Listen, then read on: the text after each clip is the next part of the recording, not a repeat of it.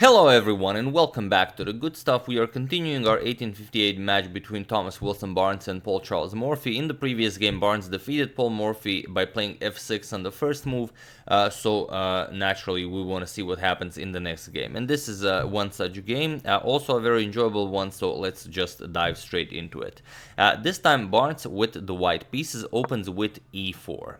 Morphy goes for e5, as Morphy usually does. We have knight f3, knight to c6, and bishop to b5. Barnes goes for the Ruy Lopez. We have knight to f6, the Berlin defense, and d4 now. Just striking in the center. We have e captures, and now e5. So what do you play here? Morphy goes for knight to e4. We have castles by Barnes, not a stranger to theory of the time, and a6 now, challenging Barnes's bishop on b5. We have bishop to a4, and now knight to c5, remaneuvering the knight while also attacking the bishop here. Now you either go to b3 and then face d5, which will be very nice for black, or you go into bishop captures on c6, which is something that's played even today. So the captures by Morphy, and now knight captures on d4, grabbing back his pawn. Now Morphy's king is still in the center of the board, so of course he wants to develop and castle. We have bishop to e7, now preparing the castle, and knight to c3 by Barnes. We have castles by Morphy, and bishop to e3. Barnes just continues developing, and now Morphy goes for f6. Morphy said if it worked for Barnes in the previous game, it's gonna work in this game, I'm sure of it. And Barnes says, okay, e captures on f6. We have rook captures now. Not worrying about bishop g5. If bishop g5, then you no longer defend the knight. Just rook d6 will come with a double attack on the knight here, and black doesn't really have much to worry about. So instead, we have queen to e2 by Barnes, freeing up the d1 square for the rook. And now Morphy goes rook to g6. And here it's a very dynamic position. Morphy has the two bishops really firing up that king side. This bishop is probably coming to d6 to go after this pawn. Then the queen can come to h4, and so on. And already if you make like a slow move, rook 81, then bishop h3 immediately comes with an attack since the g pawn is pinned. So Barnes says, okay, king h1, a nice prophylactic move. And here we have bishop to d6. Morphy just switches the bishop over to this attacking diagonal, but this position has been reached even in modern chess. For example, in 2001, it appeared in the game Baklars versus Krishnan Sasikiran in Pardubice Open, where black won the game with b5. However, in those days, Morphy continued with bishop to d6, and it is as of move 14 that this position has never been reached again. And now the bishop is on this very nice diagonal. The queen can come to h4, threaten some checkmating ideas, and so on. So Barnes goes for rook 8 to d1. He puts his rook in front of Morphy's queen, and Morphy immediately moves it with a deadly threat of just queen captures on h2 checkmate. And you have to be careful. If you play something like h3, just bishop captures and your whole position just falls apart. Of course, the bishop cannot be captured because of queen captures with checkmate. So Barnes goes for f4. And it's a good move, blocks the bishop completely. And in the future you might have some ideas of going even f5 and even further. So here we have bishop to g4 by Morphy, attacking the queen, and now if you don't want to lose the rook behind the queen, knight to f3. Also possible was queen to c4 check.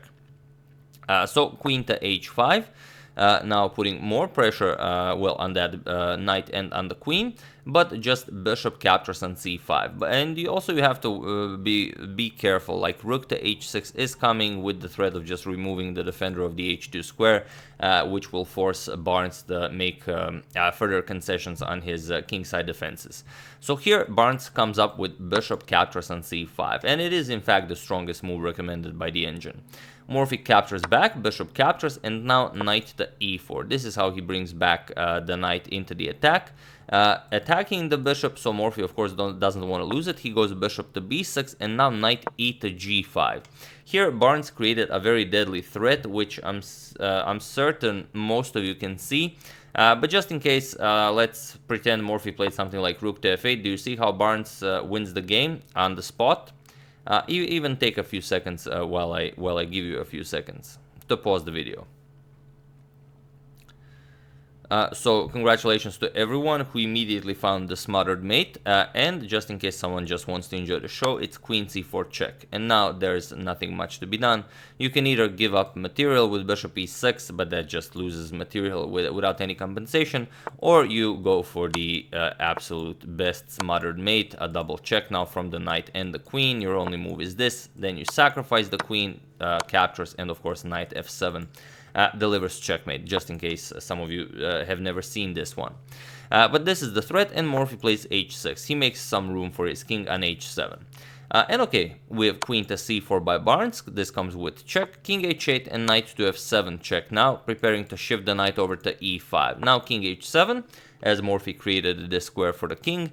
And now Barnes goes for knight to e5 with an attack on the bishop and on the rook. However, there was the f5 in the position. It's a very nice move, so I'm going to show it. Point is that the rook is now under attack, and you don't really have a lot of good squares for the rook. And also, if you capture on f5, then you just get knight to e5, attacking the rook, and now you have to give up the rook. Otherwise, if you move it, let's say rook f6, g4 comes with a double attack here, as now both the knight and the queen guarded the g4 pawn. So f5 was in the position. However, Barnes went for this knight e5 move. He attacks the rook and the bishop. We have rook to f6 now, getting the rook out of harm's way, and now comes knight to g4. Again, f5 was extremely strong here for Barnes, because there's a double attack on the bishop now. And you have to, again, if you capture just g4, wins material, and if you don't, let's say, play something like captures, then rook captures, this is nicely defended, and you have ideas like knight g4, kicks the rook back, f6 is coming, and so on. So could have gone very well for Barnes. However, Barnes captures the bishop on g4, and now we have queen captures on g4 by Morphy, and now knight to e5. So out of the two and out of the games we've seen, we kind of realize who the attacker between the two is here. I mean, Morphy is always an attacker, but Barnes is just you know, one crazy dude.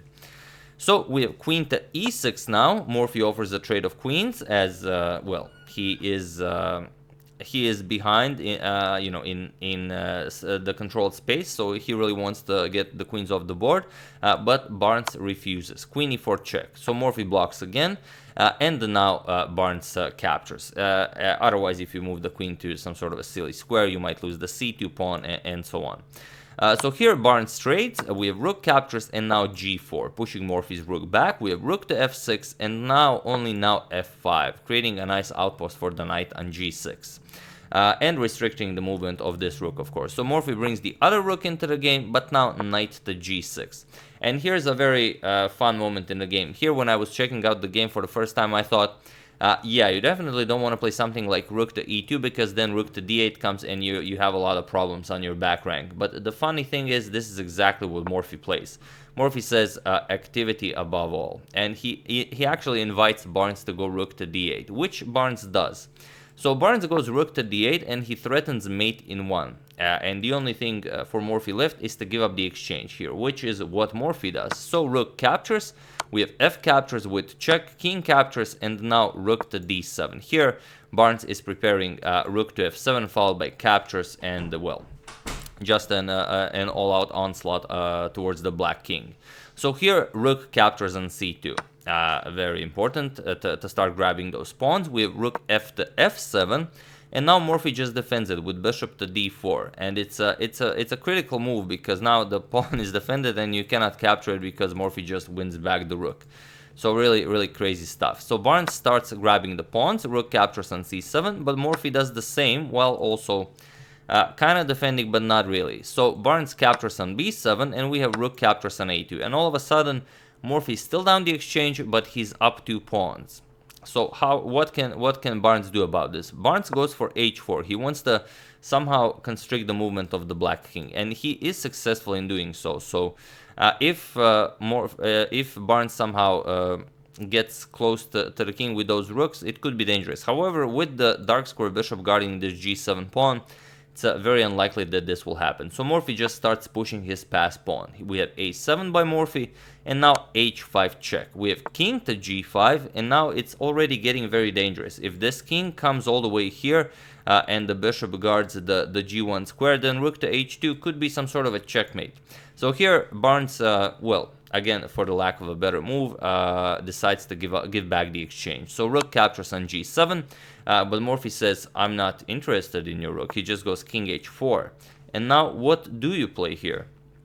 Well, there are a lot of things you can play, but Barnes decided to go for rook g to e7. Had he played rook g to d7, the game still continues. However, he played rook g to e7, and now the game is completely lost. It's actually a forced checkmate in 8 for Paul Morphy, and that's with the absolute best defense for black. So feel free to pause the video and try to find the quickest way to victory for Morphy while I give you a couple of seconds.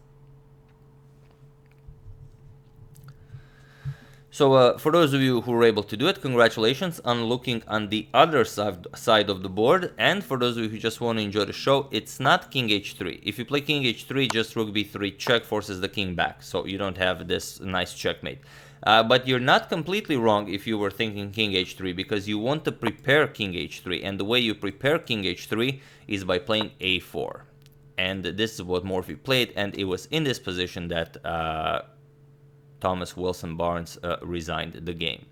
As now checkmate is coming, and it's actually a very quick one, just king h3 followed by rook to h2 checkmate.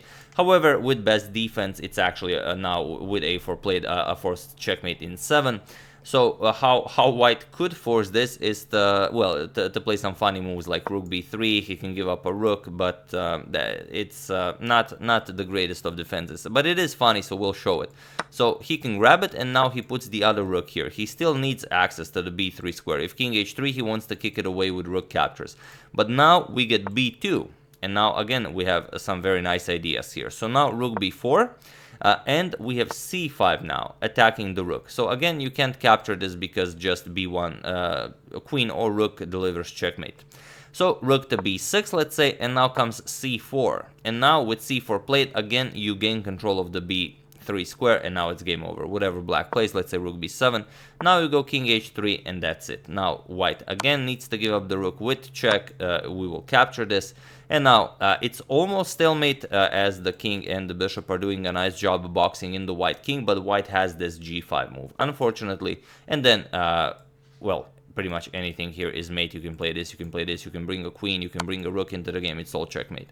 But it all came down to this beautiful a4 move. Morphy found it, of course, and Barnes resigned the game. So yeah. For the game we've shown between Paul Charles Morphy and Thomas Wilson Barnes. I do hope you enjoyed it, as there are plenty more to come.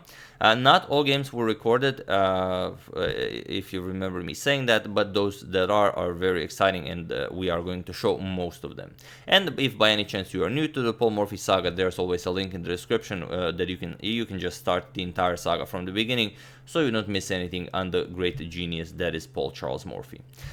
So, once again, I do hope you enjoyed it. I would like to thank Christian von der Decker, Glenn Frankenberger, Mohammed Amri, Matthew Wilkinson, and Ben Clemens for a contribution to my channel. Thank you a lot, I really appreciate it.